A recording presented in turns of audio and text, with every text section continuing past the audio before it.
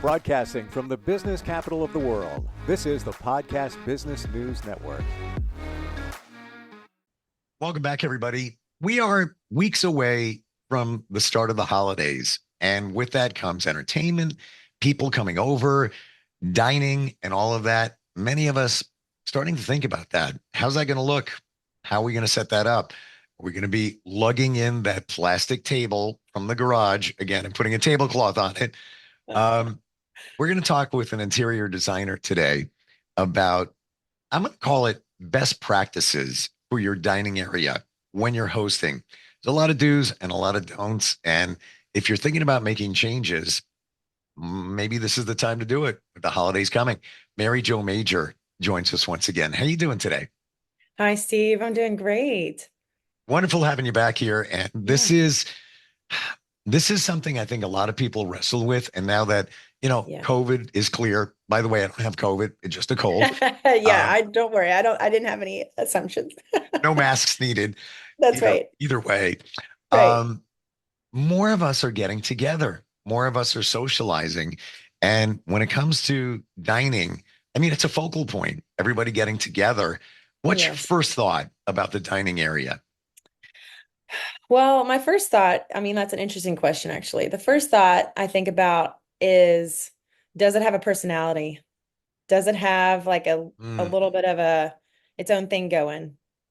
So I would say specifically, if you have a dining room, the first thing I think about is kind of what is on the walls.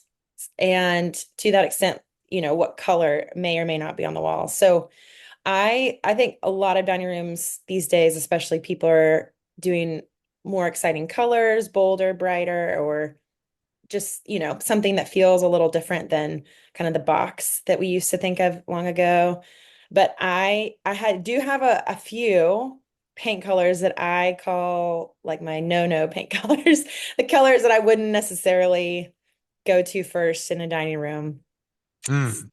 Curious what these are going to be, because when you think of restaurants, especially fast food, I'm not suggesting these colors. However, there's a reason colors are selected to stimulate the appetite. Think about McDonald's. Think about Burger King. They're in the same family. They're oranges, reds with some yellow. Burger King almost has similar colors to McDonald's. Chick-fil-A, by the way, I have a new one opening in my town in 2 days. Can't wait. Love Chick-fil-A. Nice. Red. Yes. It's been said that red stimulates the appetite. I'm not suggesting in your dining room using red, but I'm just illustrating the point that color plays a very important role in eating. I agree. And so to that end, I would say that the first color that I probably wouldn't go with first in your dining room is white. I think that a white dining room, even though you could maybe argue that it's clean, I think that having some sort of tone on the wall of some sort actually creates a more kind of cozy, inviting environment, as opposed to, something that feels a little bit more sterile.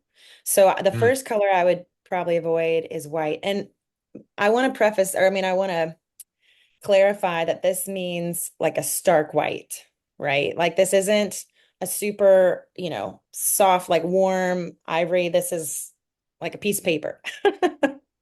Yeah, we're not talking buff cream. We're talking white. White. Yeah.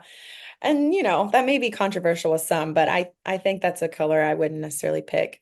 And then the other colors I wouldn't necessarily go with are, maybe you'd not assume that you wouldn't do this, but I think that neon colors, like really bright in your face neon colors, are probably something to stay away from. A little too, again, think about what you're trying to do. You're trying to help people stay at the table longer, have conversation. And if they have something that's like a little bright behind the person, they might be able to keep talking just with their sunglasses on. It's not, I can't even see it. I can't even visualize that in the dining area. Yeah. I think I'm sure it's all been done at some point. I'm just kind of saying it about what I wouldn't do. The other thing that might seem, again, maybe oh yeah, of course, but I actually think that a really mid-tone gray color, like think like dull gray, it like, maybe even the color of, I wouldn't call it concrete, but something that's just really mid-tone gray actually also doesn't really do much for a dining room. Yeah, sort of like a putty. Yeah, yes, I agree. Yeah. Yes, that color. It's just too again, coming from the idea of creating a personality, some sort of a warmth factor, creating an inviting, welcoming space. I just think there are other options. There's a lot of other colors out there, and I think that specific color you don't have to use. Can you get us in the zone? Like pick Yeah. some, and I wrestle with, especially in this room, Hmm. um, warm or cool colors. Is there a Right. preference?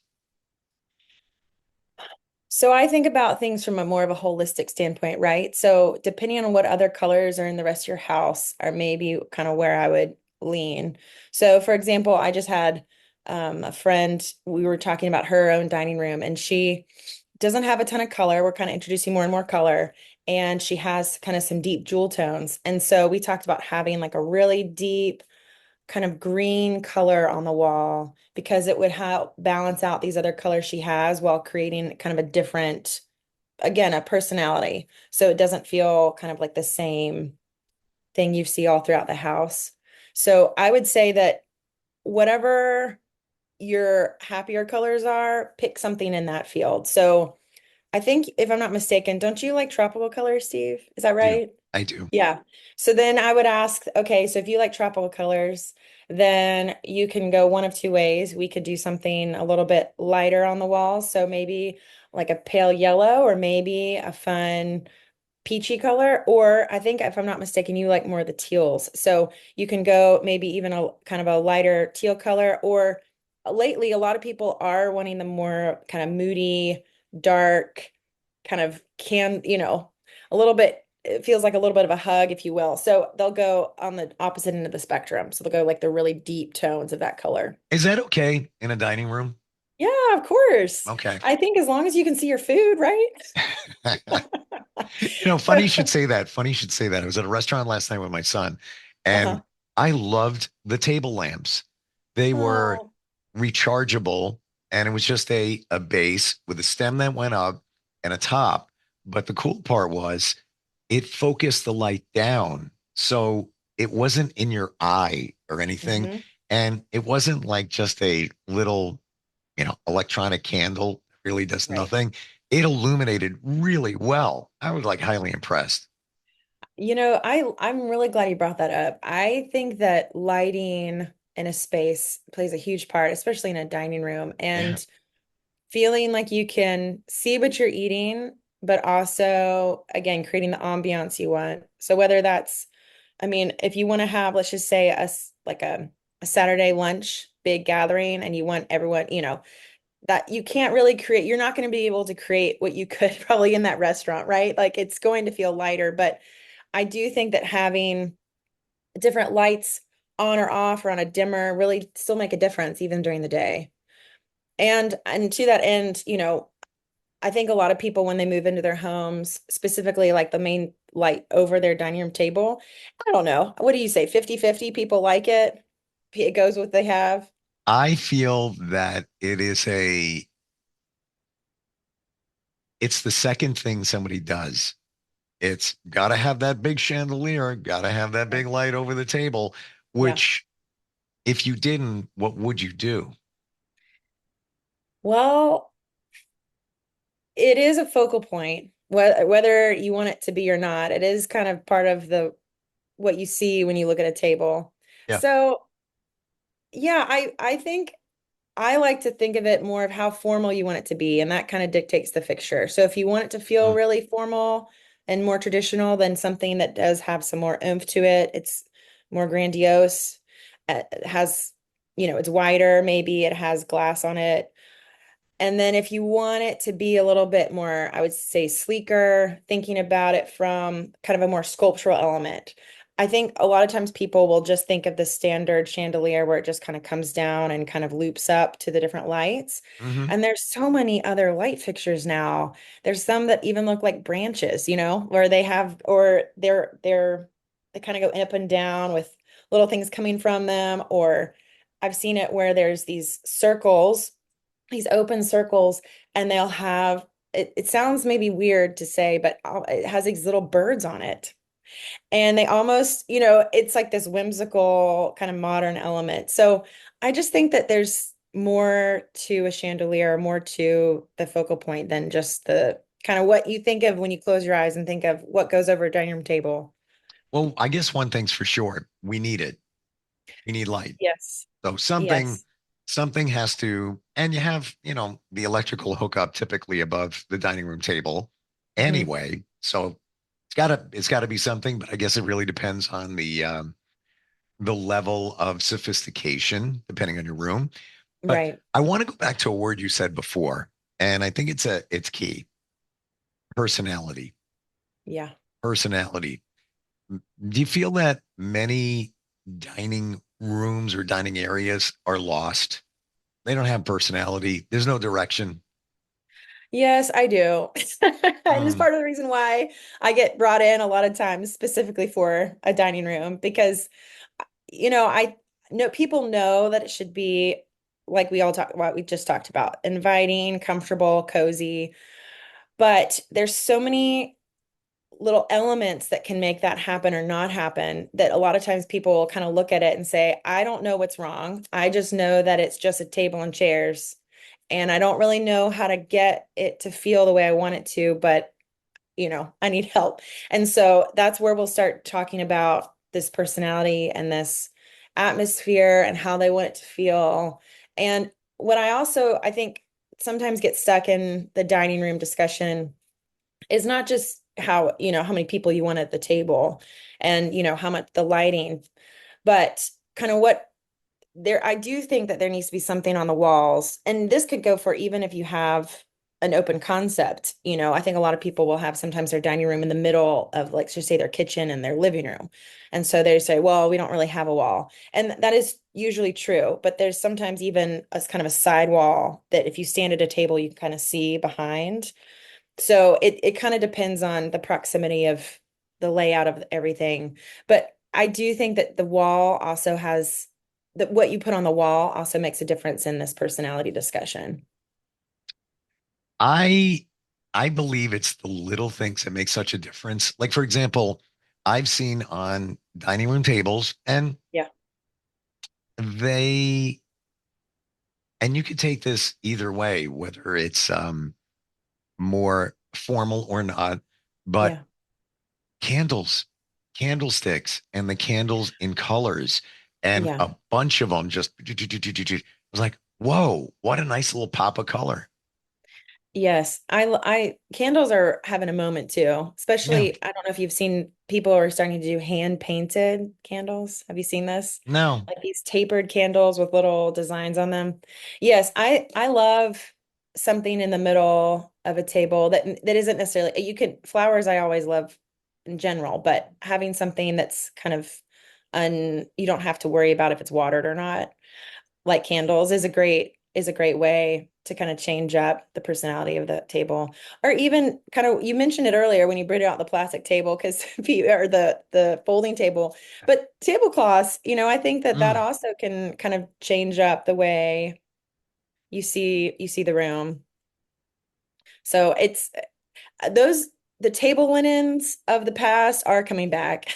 Are they I really? think yes, I think that people want going back to this detail discussion, they want their homes to feel special. They want it to feel like it has kind of purpose. And I personally love tablecloths because your table doesn't necessarily have to get quote unquote messy. You can just take it off and wash it and your table looks clean.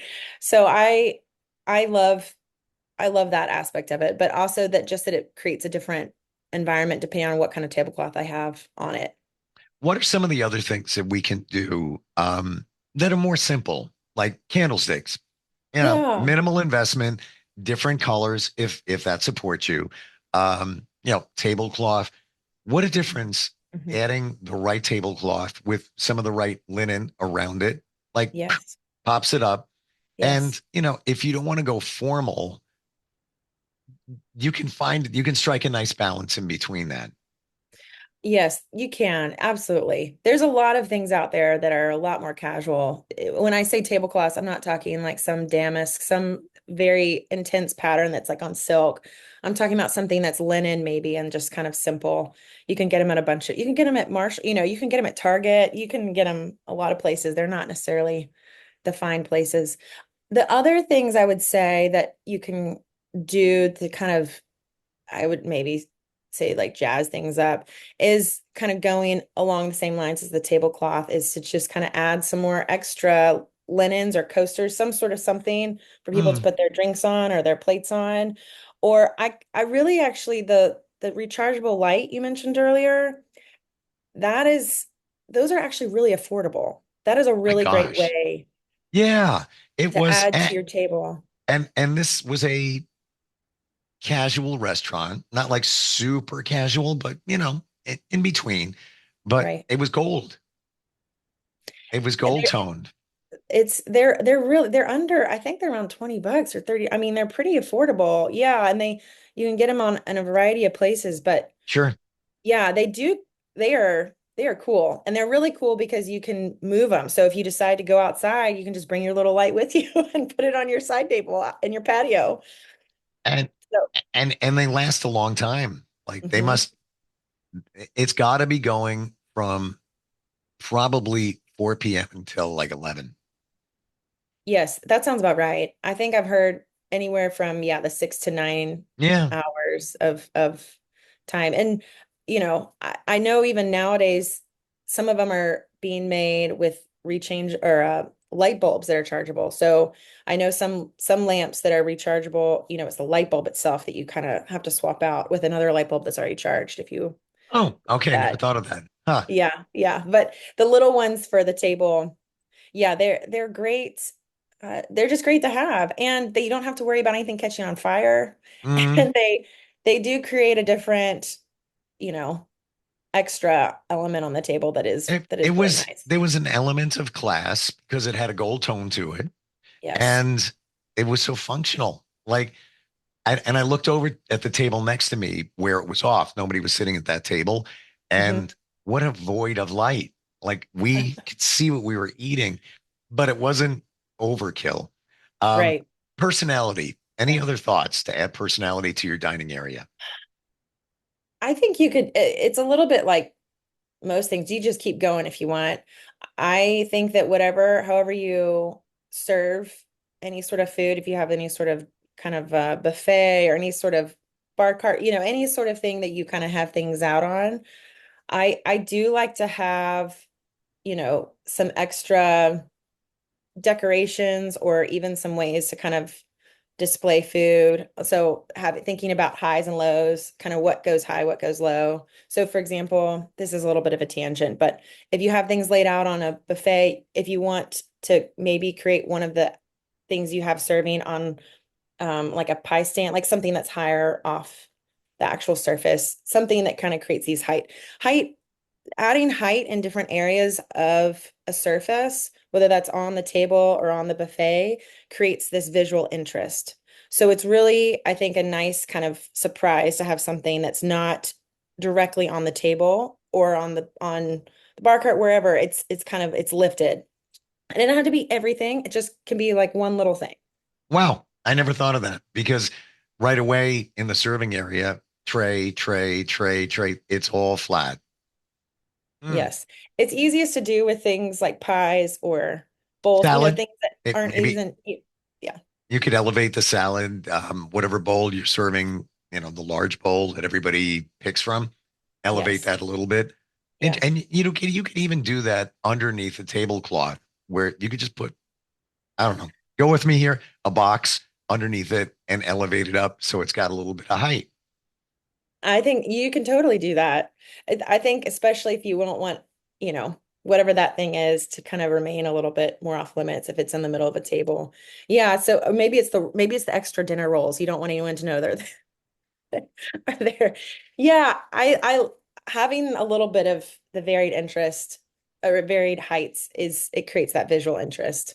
So yes, and I think whatever you window is closest to their dining room, I think that's another way to kind of add personality to make sure that there's some sort of I'm trying to be loose with this idea, but or the careful with me saying this, but like it's a window treatment. So some sort of either drapery or shade, something besides just your open and closed blinds.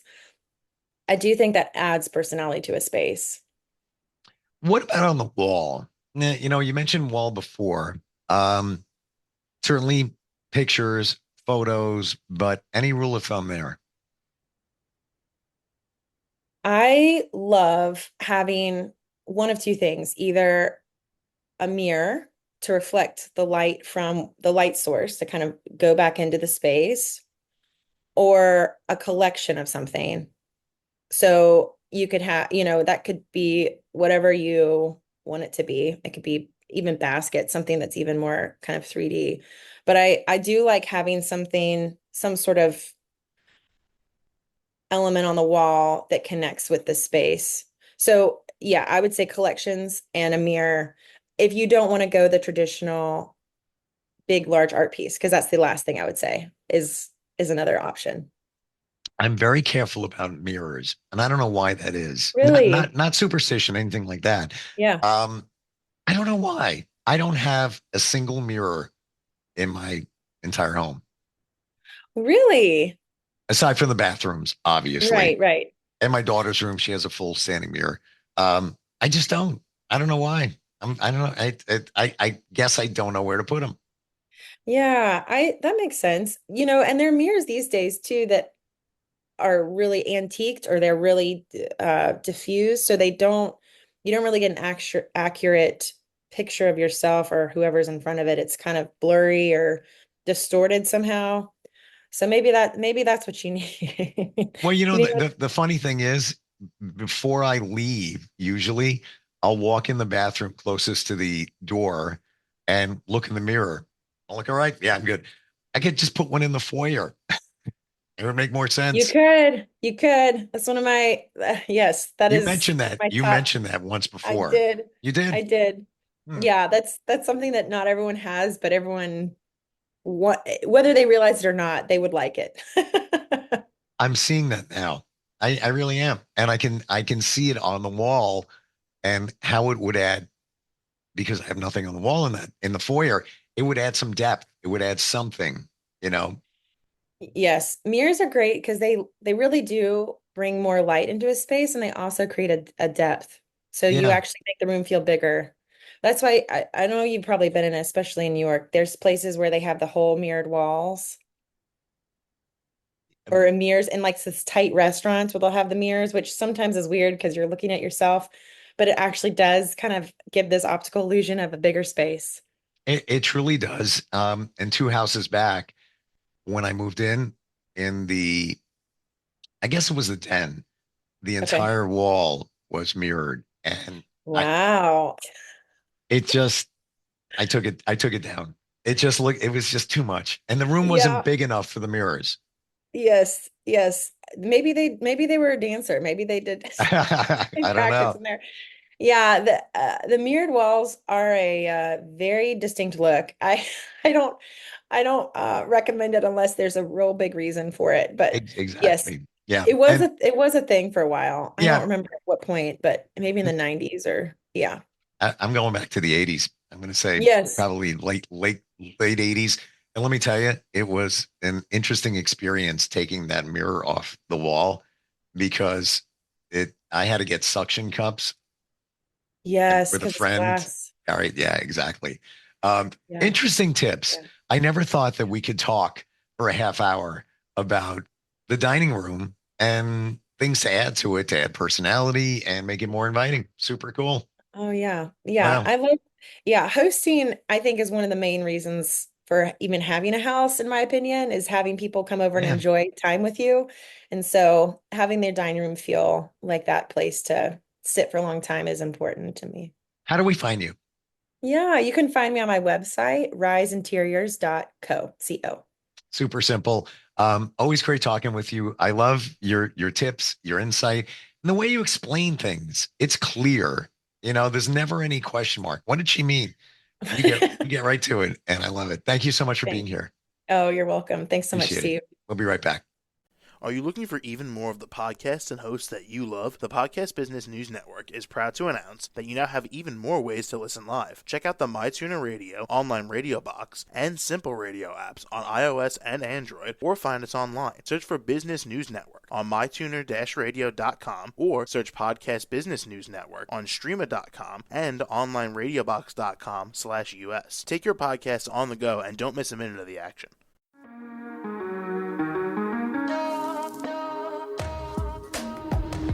Broadcasting from the business capital of the world, this is the Podcast Business News Network. For nearly 2,000 severely injured veterans, everyday life has become filled with barriers. Day-to-day simple tasks can become pretty daunting. I have to carry my chair up 2 flights of steps or have somebody do it for me. What scares me the most is just the falling. When I'm struggling with my house, I think, to have that one great barrier just knocked down, it's crucial. Home for Our Troops is a wonderful nonprofit that builds a Mortgage-free, fully adaptive, handicap-accessible house. And there's no catch. It'll be our very first home that we've ever owned. This is a game changer. This is where your life begins again. We need you to join us in completing this important mission. Please visit hfotusa.org and help build homes and rebuild lives. Because of you, everything's going to be okay.